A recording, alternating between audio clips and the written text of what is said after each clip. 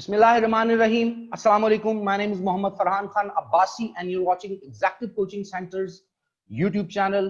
मैं आपको खुशामदीद कहता हूं पाकिस्तान सीरीज की एपिसोड नंबर 9 में। इस एपिसोड का नाम हमने रखा है रॉ caught red handed by Pakistan army. जी हां, हम उसी प्रेस कॉन्फ्रेंस की आज बात करेंगे जो DG ISPR major general Babar Iftikhar और पाकिस्तान के फॉरेन मिनिस्टर जनाब शाह महमूद कुरैशी ने 14 नवंबर को की एक डोजियर पेश किया और दुनिया के सामने इंडिया का एक मसख शुदा चेहरा लेकर आए। ये इंडिया का मसख शुदा चेहरा दुनिया के सामने आज से 15 महीने पहले भी आया था, जब 5 अगस्त 2019 को इंडिया ने आर्टिकल 370 को एब्रोगेट किया था, नलेफाई किया था, एलिमिनेट किया था अपने कॉन्स्टिट्यूशन से, और जो स्पेशल राइट्स थे कश्मीरीज के उसको इनगल्फ कर लिया था, खा पी गए थे, और फिर वहां पर लॉकडाउन की सी सिचुएशन आज तक चल रही है।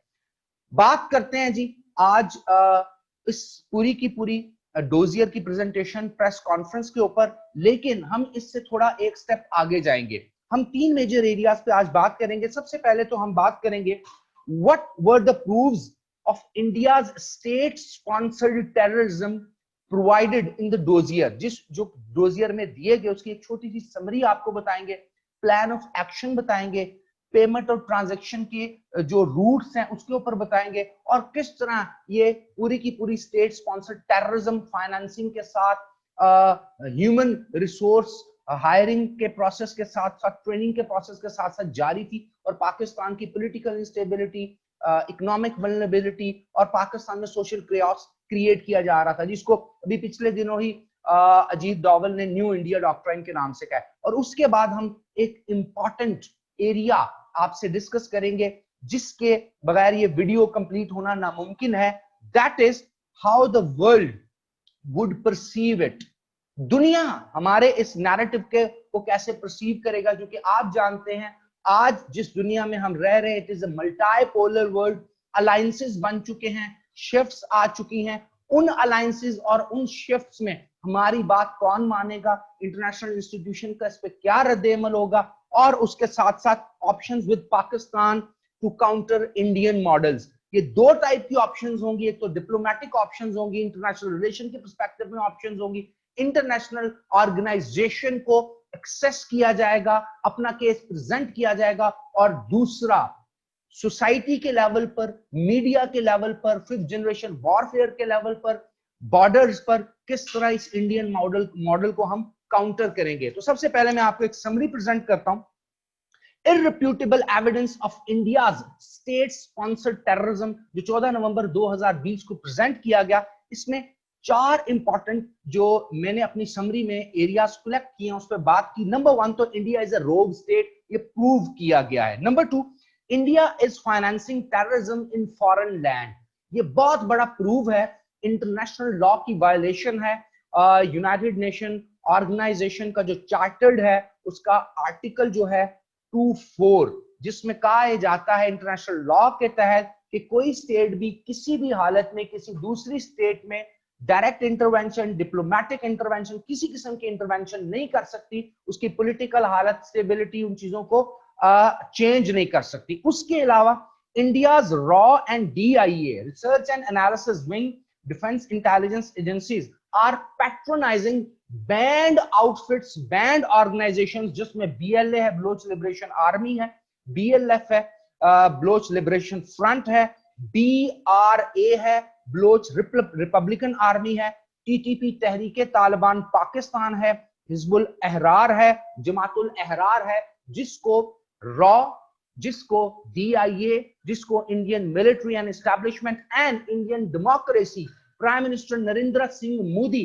पैट्रोनाइज कर रहे हैं, फाइनेंस कर रहे हैं। तीसरा इल्जाम और चौथी बात की गई, पाकिस्तान के अगेंस्ट 4 प्रॉन्ग जो है वो अटैक किया गया। नंबर 1, टार्निशिंग पीस इन पाकिस्तान। बड़ी मुश्किल से 19 सालों में वॉर ऑन टेरर को कन्फ्रंट करते हुए, नबरदाजमा करते हुए, 83,000 से ज्यादा जाने देते हुए, 126 बिलियन यूएस डॉलर का कोलेटरल डैमेज करते हुए, इतनी बुरे हालात से गुजरने के बाद आज जाकर के पाकिस्तान ने जो पीस एस्टैब्लिश किया है, जो हम एक पीसफुल ग्रोथ की तरफ जा रहे हैं, इंडिया उसको टार्निश करना चाह रहा है, promoting economic instability, creating social chaos and political instability. ये तो 4 इंपॉर्टेंट जो मैंने एरियाज देखे हैं प्रेस कॉन्फ्रेंस के, जिसमें 4 इंपॉर्टेंट बातें की गई।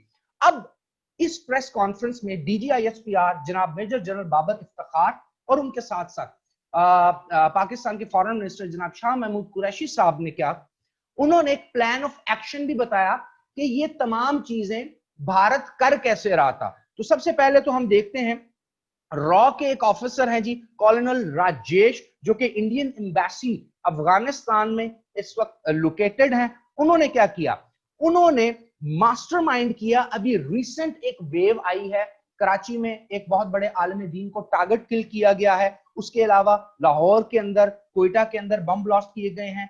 पेशावर के अंदर अभी आपने देखा 40 से ज्यादा बच्चे शहीद हो गए हैं। तो उन्होंने इसको ट्रिगर किया और इसको मास्टरमाइंड किया अफगानिस्तान से। दूसरा इन्होंने क्या किया, कॉलोनल राजेश ने, इन्होंने आईसिस के साथ जो एक पूरी दुनिया की बदनामे जमाना ऑर्गेनाइजेशन है इराक में भी और सीरिया में भी, इसके साथ लिंक डेवलप किए विद इन अफगानिस्तान, क्योंकि आईसिस इस वक्त अफगान मुजाहिदीन के साथ भी लड़ रही है। अमेरिका उसको सपोर्ट कर रहा है, तो वो अफगानिस्तान में भी मौजूद है। तो आईसिस के साथ कोलैबोरेशन किया और उस कोलैबोरेशन में दाइश पाकिस्तान के नाम से एक नई ऑर्गेनाइजेशन क्रिएट की। इन्होंने इसको कहा, इस एक्टिविटी को कैसे फॉर्मलाइज किया, एग्जीक्यूट किया।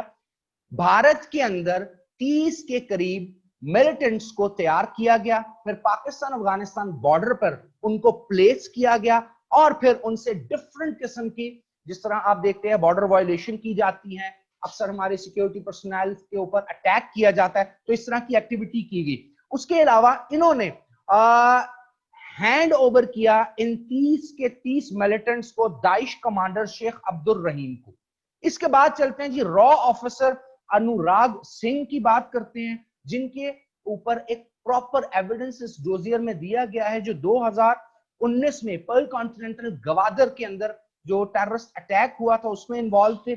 पिशावर एग्रीकल्चर यूनिवर्सिटी 2017 उसके मास्टरमाइंड थे, और एपीएस अटैक जो कि मलिक फारूक ने किया था, जो कि मास्टरमाइंड भी था आर्मी पब्लिक स्कूल अटैक का, जो कि बाद में इंडियन कॉन्सुलेट जलालाबाद में जाकर के छुप गया था, ये उसको भी पैटर्नाइज करते रहे। उसके अलावा रा के स्लीपर सेल्स 13 के करीब पाए गए हैं, डिफरेंट मेंबर्स उनके कराची से पकड़े गए हैं। रॉ और डीआईए के प्रॉपर आपस में कोलैबोरेशन के साथ जो सब नेशनलिस्ट मूवमेंट्स चल रही हैं इस वक्त बलूचिस्तान के अंदर, उनको पैटर्नाइज किया गया है। उसकी डिटेल में आपसे शेयर करता हूं। $28,000, $55,851 दिए गए हैं इंडियन बैंक ऑफ दिल्ली से अफगान इंटरनेशनल बैंक को। उसके साथ साथ $1,82,000 टीटीपी को दिए गए हैं। 24 मेंबर्स की एक कमेटी बनाई गई है, जिसको एक टास्क दिया गया कि उन्होंने सैबोटेज करना है सीपैक को, और उसमें 10 ऐसे ऑफिसर्स हैं जो ऑन ड्यूटी रॉ के सीनियर कमांड का हिस्सा है, और इनको दिए गए हैं ऑलमोस्ट $60 मिलियन। इसके साथ साथ $35.5 मिलियन बलोच नेशनलिस्ट जो सब नेशनलिस्ट मूवमेंट के लीडर्स हैं उनको दिए गए हैं। इसके अलावा $80 मिलियन की एक और जो अमाउंट है वो रिलीज की गई थी 2017 में। पहली बात जो आपको इस डोजियर से, इस समरी से क्लियर होती है कि इंडिया किस इंटेंसिफिकेशन के साथ पैसे बहा रहा है, जो मैन पावर है उसको रिक्रूट कर रहा है, अपनी इंटेलिजेंस एजेंसीज जिसमें रिसर्च एंड एनालिसिस विंग है, जिसमें defence intelligence agency of India है, इनको यूज कर रहा है। टेरिटरी अफगानिस्तान की यूज की जा रही है, नॉर्दर्न इंडिया का एरिया यूज किया जा रहा है, कर्नाटका में ट्रेनिंग कैंप्स लगाए गए हैं। उसके अलावा जो बॉर्डर एरिया पाकिस्तान के साथ इंडियन पंजाब है, वहां पर इस तरह की मिलिशियस किस्म की एक्टिविटीज और ट्रांजैक्शंस की जा रही है। अब सवाल ये पैदा होता है, how the world would react Pakistan के इस डोजियर के ऊपर, पाकिस्तान के इस, आप समझ लें जो पाकिस्तान ने एक पूरे का पूरा सबूत फराहम किया है, इसके ऊपर दुनिया क्या रिएक्ट करेगी। तो दुनिया का जरा स्ट्रक्चर समझ लें। इस वक्त America, Israel, Saudi Arabia, UAE, मस्कत, Oman, Bahrain, ये एक अलग ब्लॉक में है। तो ये तो आपके ऊपर सिर्फ और सिर्फ मौकरी कर सकते हैं, हंस सकते हैं, क्योंकि ये इंडिया के नैरेटिव को मानते हैं, पाकिस्तान के नैरेटिव को नहीं मानते। दूसरे एंड पे अगर देखा जाए तो जर्मनी और जापान खामोश रहेंगे। इवन के जो आप अगर देखें तो ऑस्ट्रेलिया भी इस वक्त, यूके भी इस वक्त, फ्रांस भी इस वक्त इंडियन ब्लॉक के साथ है। पाकिस्तान के साथ अगर कोई मुल्क खड़ा है तो वो चाइना और टर्की है। और इसके अलावा पाकिस्तान कुछ बड़ी इंटरनेशनल ऑर्गेनाइजेशन जिसमें यूरोपीय यूनियन है या फिर यूएनओ पे जाके कुछ वावेला कर सकता है। तो पाकिस्तान का ये जो डोजियर है, पाकिस्तान का जो स्टांस है, इसको को खास पजीराई नहीं मिलने लगी इंटरनेशनल ऑर्डर में, क्योंकि इंटरनेशनल ऑर्डर में किसी भी स्टेट की रिलेटिव पोजीशन देखी जाती है, उसकी इकोनॉमिक स्टेटस देखा जाता है।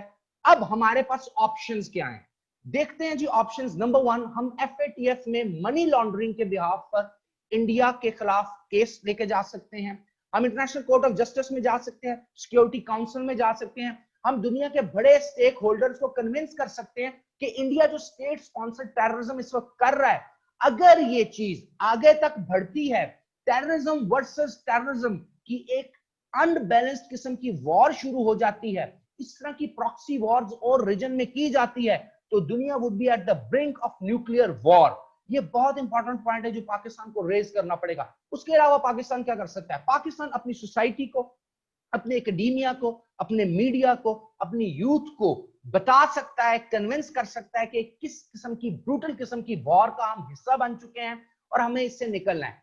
तीसरी इंपॉर्टेंट ऑप्शन आती है पाकिस्तान की सिक्योरिटी एजेंसी यानी सलामती के इदारों की। तो सलामती के इदारे क्या कर सकते हैं? सलामती के इदारे इसमें इंटर सर्विसेज इंटेलिजेंस है, मिलिट्री इंटेलिजेंस है, इंटेलिजेंस ब्यूरो है और दीगर इदारे हैं जो कि मिलके इस प्लान को काउंटर कर सकते हैं। क्योंकि प्लान इनिशिएट किया जा रहा है अफगानिस्तान के अंदर से, तो इसको काउंटर भी हम अफगानिस्तान में जाकर के कर सकते हैं। और उसके साथ साथ दो बहुत इंपॉर्टेंट चीज है, we are in a era of 5th generation warfare. तो जितना ज्यादा हो सके हमें ज्यादा से ज्यादा अपने लोगों को इस किस्म की जंगों के बारे में, इस किस्म की कॉन्स्पिरेसीज के बारे में और इस किस्म के जो कॉन्स्पिरेसीज और इस किस्म के प्लान्स पाकिस्तान की रियासत के खिलाफ किए जा रहे हैं समझाना बहुत जरूरी है। पीडीएम जैसी मूवमेंट, पीटीएम पख्तून जो पीटीएम के नाम पे एक मूवमेंट थी, आजकल एक पीडीएम का एक अलायंस बना हुआ है। उसके अलावा मजहबी फरकावारियत है, शिया सुन्नी क्राइसिस, इसके ऊपर हमें अपनी कौम को बताना होगा, अपनी यूथ को वन पेज पे लेके आना होगा, रियासत पाकिस्तान का साथ देना होगा। आज तक के लिए इतना ही, इंशाल्लाह नेक्स्ट वीडियो के साथ मिलेंगे। Wish you best of luck. Pakistan